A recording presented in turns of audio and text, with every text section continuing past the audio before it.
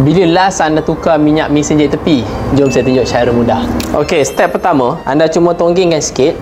Bila anda tonggingkan sikit, belting dekat bawah akan terbuka. Buka belting. Pedal tapak mesin jahit ni jangan lupa buka Angkat mesin jahit. Bapak berat.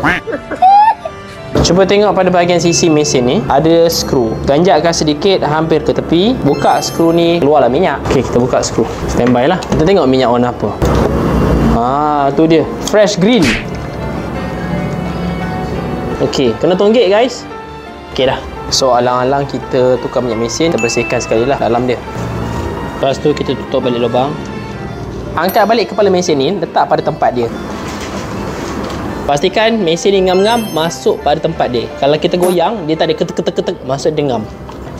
Kalau dia tak ngam, dia tak tuk-tak. Yang tu tak ngam. Masukkan balik belting ni, tonggikkan mesin baru masukkan. Okey, tapak mesin ni pun kena pasang balik. Okey, kita masukkan minyak mesin. Kena ada calung Kalau tak ada calung, oi. Jom kita masukkan. Bismillah. Lepas je korang tukar, korang try. Okey, tengok minyak dia. Tadi mula-mula hijau. Bila lama-lama dia jadi warna putih. Sebabnya dia dah bercampur dengan minyak putih kan. Tapi ada sikit hijau tu lah. Nampak? Okey lah, dah bersih. Anda suka konten tentang jahitan lagi? Follow Jarum Terbang untuk dapatkan tips jahitan lebih banyak. Follow sekarang.